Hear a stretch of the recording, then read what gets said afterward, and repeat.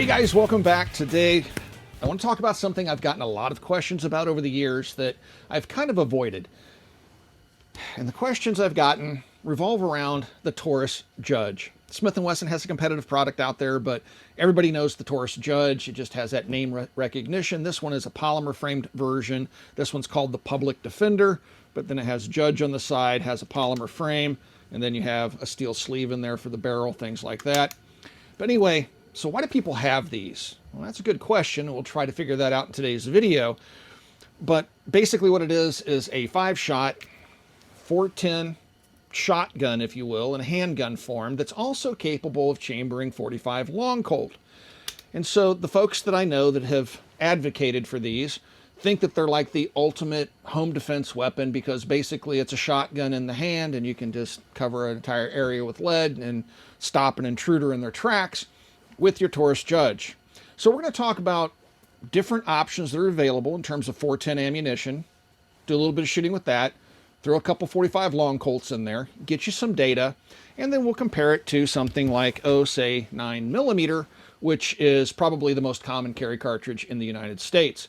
And I'll reserve my opinion of the Judge in terms of its quality, and then I'll reserve my opinion of the choice of 410 and 45 long Colt in a particular package like this until the end of the video. So stick around and you'll find out what I think of the Taurus Judge. This is our test ammunition for this afternoon. We're kind of limited on what we can get in terms of 410 shotgun shells. 410 has been really hard to come by the last couple of years, and so this is all we could round up. We also have some number 9 birdshot that we'll talk about a little later in the video. Wouldn't recommend number 9 birdshot at all for self-defense. These would be your self-defense options that might be viable. So here is what we have. We have a slug right here. Then we have some buckshot. This is BBB buckshot. Then we have triple-aught buck. And then we have a 45 long Colt Remington with a 230 grain hollow point in it. And so if we take a look at all these different cartridges, which obviously can be fired from the Judge, let's just kind of run down some of the ballistics that we get with these different loads. I have a little cheat sheet right here, so I'm just going to read from the cheat sheet. So the 410 slug, which would be this guy right here, the 410 slug is 109 grains, the slug itself, and it's traveling at 1,071 feet per second, which gives us 278 foot-pounds of muzzle energy. Okay, not bad. If we take a look at the BBB stuff, that's what we have here. The BBB shot is in total, 146 grains. All pellets accounted for, okay? That's 12 pellets. And that gives us 146 grains. We got a muzzle velocity of 893 feet per second. And assuming every single pellet hits, you will get 259 foot-pounds of muzzle energy. Now that drops off if the pellets start to not hit the target, all right? Next up is we have a slug. I'm sorry, not a slug, but this is the buckshot, the triple-aught buck. The triple-aught buck, we have 270 grains of lead in there, okay? We have 4 pellets, so all 4 pellets have to hit for it to count for the 272 grains. We got a muzzle velocity of 770 feet per second, and that one gave us a pretty respectable 358 foot-pounds of energy at the muzzle.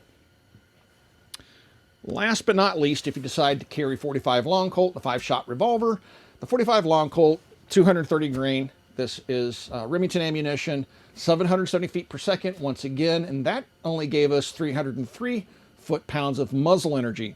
So how does that stack up to something like a 9mm? Well, just for giggles and comparison, we took 124 grain Federal HST. This is not a plus P. This is a standard velocity Federal HST out of the short Sig Macros barrel. So really the barrel's only about that long. Very short barrel, much like the very short barrel we have here. A little bit longer than that's found on the Judge. But that gave us a velocity of 124 grains going 1,093 feet per second, which gave us 329 foot-pounds of muzzle energy. So as you can see, the buckshot is going to give us that 358. So that's even a little bit more powerful than a 9mm, assuming all those rounds hit the target. So in terms of energy, it's there. If you're using a 45 long Colt, you know, the energy's there. Pretty much all of these would be viable, you would think, based upon the numbers. The only thing we can do now is shoot it into some cardboard at different distances, try to get an idea of what the spread is on those pellets, and then, yeah, let's see how reliable this thing is, because I've had problems with this gun in the past in terms of the cylinder seizing up with certain cartridges. We'll see if that happens on us today. We have our challenge steel target. There's a link in the video description below if you want to pick up some steel targets of your own. We're 3 yards away. We have some of the BBB buck. All right, this is ATI BBB buck, have 5 rounds loaded.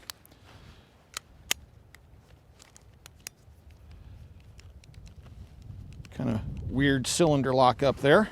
All right, so we'll fire 1 round from 3 yards and we'll walk back to 7 yards, fire 1 round, and we will see what the dispersion looks like. Keep in mind this does have a rifled barrel in it.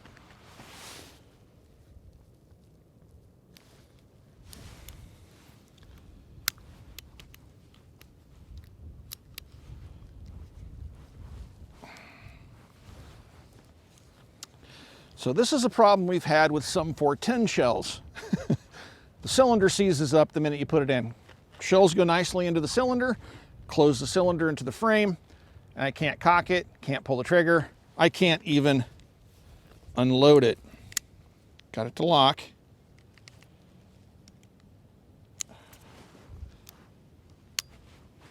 Oh gosh, that is not very confidence inspiring. So I had to cock the hammer and force the cylinder to turn. I guarantee you after I fire 1 round, it's going to seize right up. And we've had this problem before.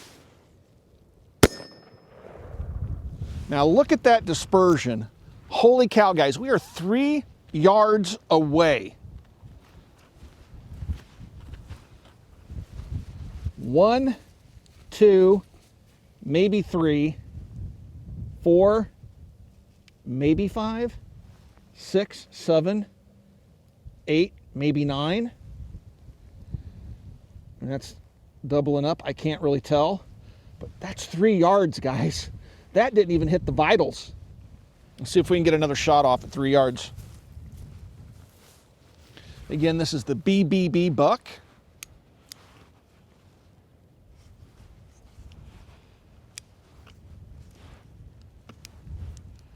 The gun is completely seized up, guys. So we're gonna have to go get our anti-seize kit from the shooting shack, and we may be done with the BBB buck for the day. So it's probably an issue with the thickness of the head of the case with this particular load. We haven't seen this with all the 410 rounds, but with this BBB shot, we have seen this problem already. So we were kind of anticipating it.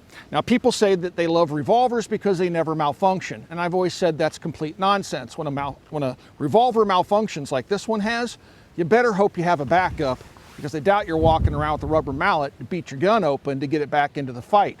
So revolvers aren't the super reliable machines some folks like to make them out to be. When they fail hard, and we've shown that here on the channel before when we had a Model 10, I believe, fail.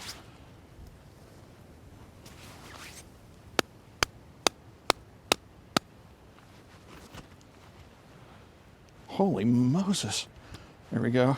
So it's definitely going to be an issue with the case head. So there's the spent cartridge. Let's take all the other ones out. Just do one more, because I still want to try the 7 yard line thing here. Okay, see, it pops right in. Looks like it's going to rotate, so, okay. Hopefully it doesn't do it again. Let's go try 7 yards. Here's my 7 yard line. Now keep in mind, guys, of all the rounds that hit, they hit all around the edge of the man-sized target, none of which, except for the next shot, could even probably be considered fatal. I mean, I just really angered somebody, most likely, if they were attacking me. So let's see what this does. It's going to seize up, I think, because that was a pretty tight cylinder turn there. Aiming center of mass. And I think I see maybe 1 hit. Once again.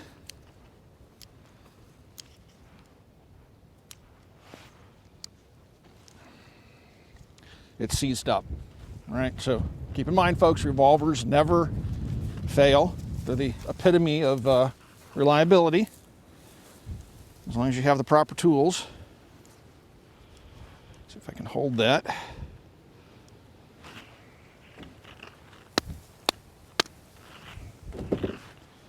All right, so we're done with the old BB shot. Now you can see the ejector on this thing only kicks the cases out so far, about that far. So you'll really want to whack that ejector if you want to try to kick those spent cases out. All right, let's try it with a different load and see if we have any better results. This is the Remington 000 buck. I'm going to throw 2 rounds in it, and we're going to do the same thing, 3 yards and 7 yards. All right.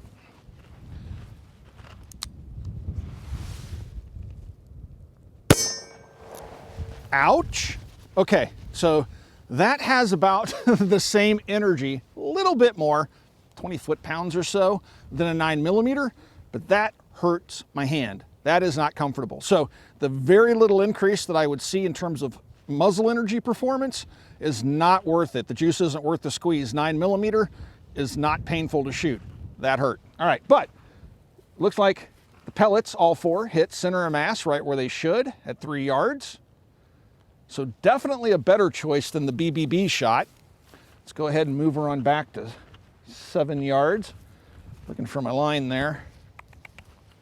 3.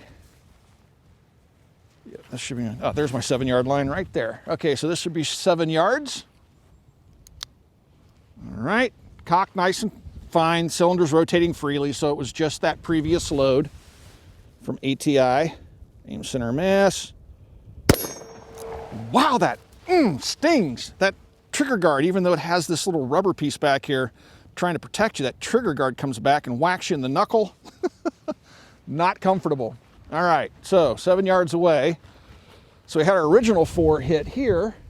So you can see at 7 yards, we start to widen out. So much past 7 yards, you're gonna start running into pellets potentially missing, and you're gonna get into grazing wounds versus center of mass critical hit wounds. So, yeah, wow, those things are sticking in there a little bit, but they opened right up.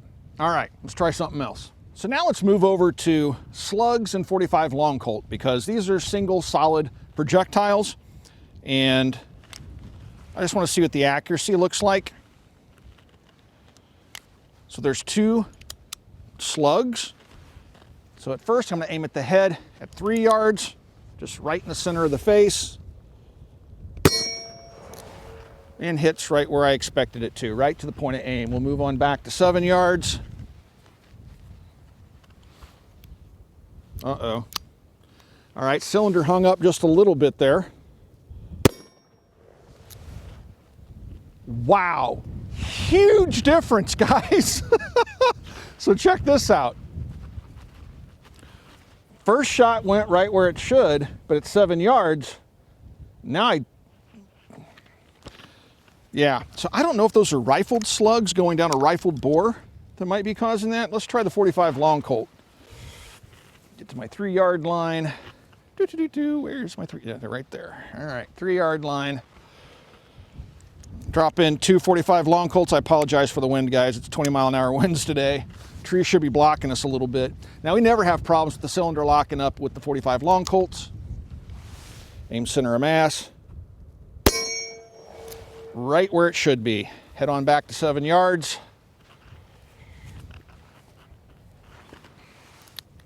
Nice smooth cylinder operation.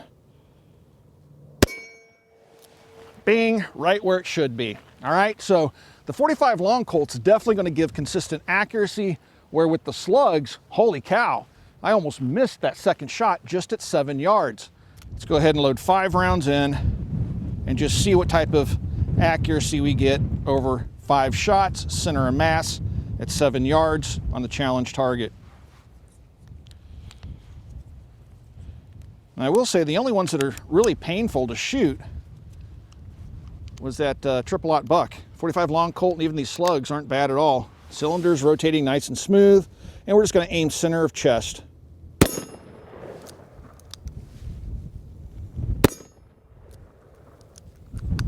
Cylinder sticking a little bit. Wow, looks like the sights are just way off. Now that one went right where the aim should be. Now that's just it, guys. So, and look at that. We're getting blown out primers. That can cause a cylinder to seize. I did notice the cylinder sticking just a little bit. That can cause a revolver to stop working. Kick them out. Thumb pressure. You'll notice that they kind of hang up on the grips. So you're gonna have to rotate the cylinder as you're pushing down. So you're gonna have to do one of those to kick them out. So reloading this is definitely going to be a disadvantage. Certain cartridges, if you don't test them pretty extensively with your carry gun, you may find that it seizes the gun up, so you're going to have to be careful there. There's just a lot of things to consider if you're really interested in carrying something like the Judge for self-defense. So we've read on the internet that the triple-aught buck is the most popular load for people that like these particular handguns. Now keep in mind, this has 4 pellets in it, and collectively, they have pretty substantial weight to them, but when you break that down by 4, divided by 4, each individual pellet really isn't all that impressive in terms of terminal performance. Now, we're not going to shoot gel today because I don't want to waste my gel on 410 rounds because I'm kind of short on gel, but we do have some water jugs just to give you guys a visual idea. Now, when comparing this to a 9mm, a single 9mm bullet will probably be capable of penetrating deeper than a single pellet from one of these 410 rounds. But that's an assumption I would have to prove in gel, which again, I'm not going to do today. So here goes the triple-aught buck. We have 1, 2, 3, 4 bottles of water, jugs of water there. And let's just see what the hydrostatic shock looks like. Wow, got all 4 of them. Well, there is no doubt that that is quite lethal. You're not want to get hit by that. So we were just looking at the 4th jug of water, and we noticed there was 1 pellet in there. So the others kind of went everywhere else. One of them made it to the 4th. And there you can see. So it's just lead, guys. There's no copper jacket, not a hollow point, just literally a lead round ball. And again, this definitely isn't going to give the same penetration as a jacketed 9mm bullet. But still pretty impressive on the water jugs. Interesting. So next, let's use a slug. This is the 410 slug. I'm going to put 1 round into the chamber. Kind of take a knee. Might want to get a little bit closer because of the accuracy issues with the slugs.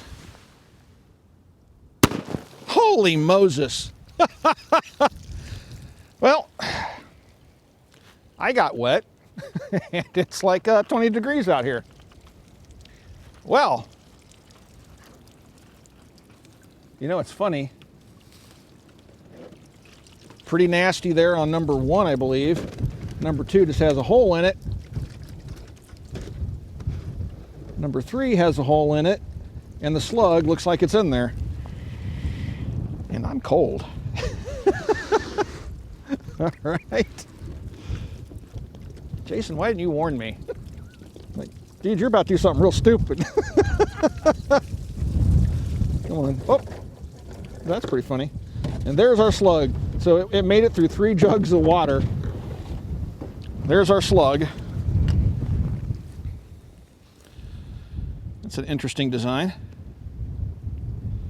You can see the riflings on it. All right. Yeah. Well, that leaves 45 long Colt. Why not? All right, guys, 45 long Colt. Now, if I was going to carry a 45 long Colt, I wouldn't be carrying a Taurus Judge. I would just pick up a handgun that chambers 45 long Colt. Or I would just go with an automatic because revolvers aren't as reliable as they're made out to be. I prefer self-loading pistols. With all that being said, I'm going to be a little bit further back this time because I'm already freezing. I know the accuracy is there on this. So let's see what the 45 long Colt does. Looks like that round immediately started to walk off to the left. Nice blow up there. I don't think we're going to recover the bullet. Kind of glanced out that way. It probably would have went further, but the bullet, oh wow, check that out. It left its jacket in jug number 2. So the lead departed its jacket in jug number 2 and then kind of went off on its own. So that's not a very good bullet design. That's actually a really bad bullet design. All right, there you go. I'm gonna go warm up. So here we have a 1/2 ounce of number 9 bird shot. And I just want to see how this patterns out of the pistol. We have a piece of cardboard up 3 yards. We'll fire the first shot, right at X marks the spot. And you can see it leaves a lot of little tiny holes. So we have a dispersion that pretty much at 3 yards is running the full width of the cardboard. But if you had a snake inside here at 3 yards, that snake's going to be hurting. Let's go back to 7 yards and see what it does. Not going to really be able to see much of a difference because we've already goofed up our cardboard. But let's see what we get.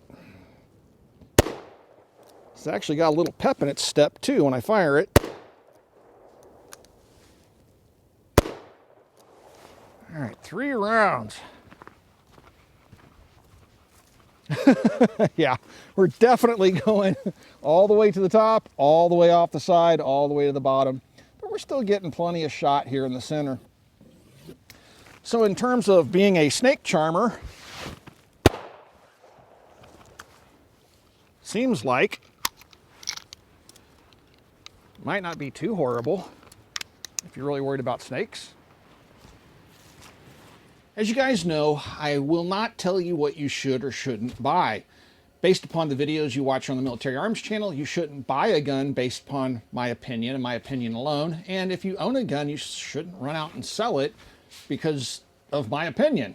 So I just want to put that out there. So what do I think of the Taurus Judge? It's a novelty item. Now, has very specific uses, like perhaps that snake charmer, something to defend yourself if you live in snake country and you want to shoot fairly close with number 9 bird shot and knock out a snake.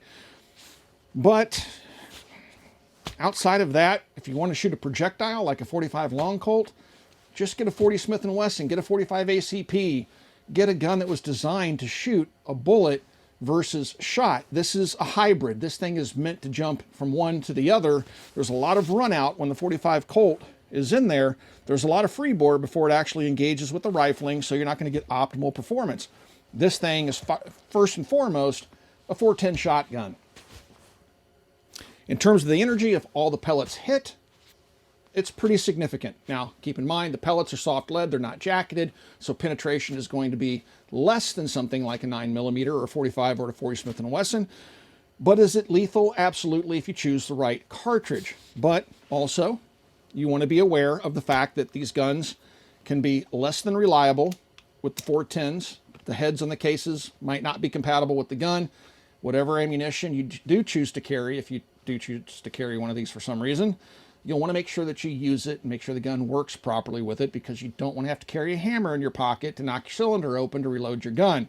When it comes to reloading, if this is a self-defense gun, you got 5 shots. Reloading this thing under stress and in a hurry is going to be much, much, much slower than reloading something like a 9mm pistol, a 45 ACP pistol, something like that. Revolvers just aren't my cup of tea. They have their uses, but for self-defense, I think they were rendered obsolete long, long ago. But yeah, don't want to get into that whole philosophy. So the Judge, mediocre quality. Now this is the polymer framed one. Smith & Wesson also makes a version. They make their own 410 pistol, and it would be higher quality. Of course, the cost is going to go up significantly, but the performance with the various types of ammunition that we showed out here today is going to be quite similar because it's a short rifled barrel just like the Judge. So, in my opinion, novelty at best. It's not something I would give to a family member for self-defense. It's not something I would use for self-defense. And, yeah, 410 right now is also pretty difficult to come by. So, all things to consider if you're looking at a Taurus Judge. Guys, if you enjoy Brutal Honesty, consider becoming part of our Patreon family. There is a link in the video description below. Also, right here on YouTube, you got a little tip button you see right underneath the video player. Hit that tip button, toss us a few bucks. It helps us keep the channel going in the age of demonetization. You can also join the channel. There's a little join button underneath the video player as well. Mash that join button and become part of our family right here on YouTube and support us, again, in the age of demonetization. Follow us over on Twitter. Also, check us out at Copper Custom. Thank you for 15 years of support, and we will talk to you guys soon.